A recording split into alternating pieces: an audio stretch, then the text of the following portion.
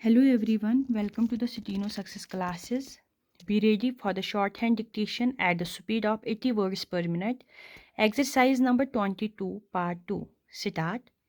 There are certain drawbacks, flaws, and lacunae in the Payment of Gratuity Act 1972, and with these drawbacks and flaws, the act is becoming less meaningful to the workers for whom this act is meant. I would like to mention just a few of them.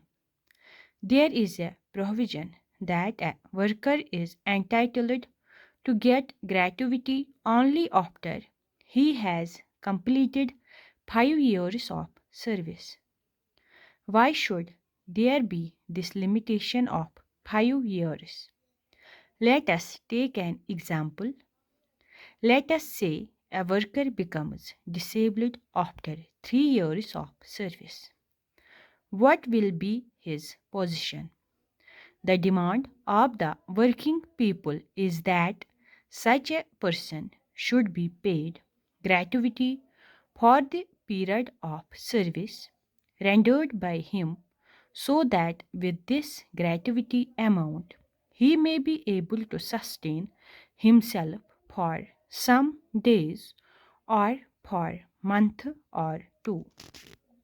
Para, you should I submit at best bring down this period of limitation to 1 year of service, because 1 year's duration of service is, I think, quite sufficient to assess or gauge the performance of a worker or employee working in a particular establishment.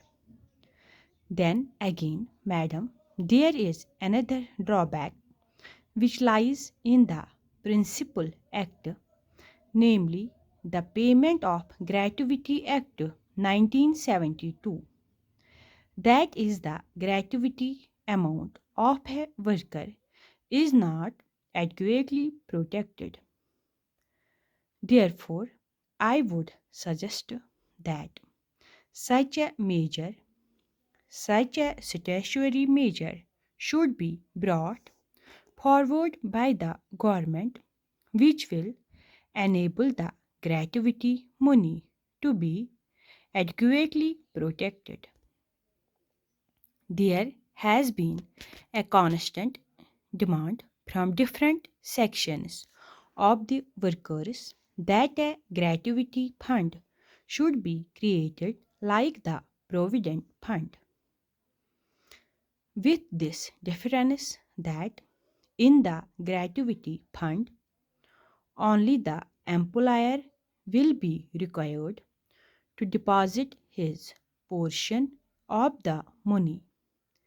This fund should be kept quite apart by the employer for the payment of gratuity, and under no circumstances the employer should be allowed to use the gratuity money for his own purpose. Such an arrangement should have been made in the Gratuity Act. Now, there is another thing, madam, which I would like to point out.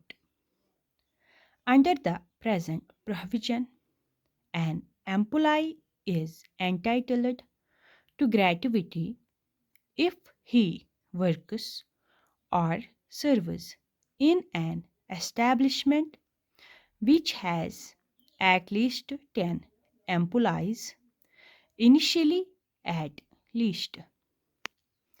You have made an amendment that initially it should be 10.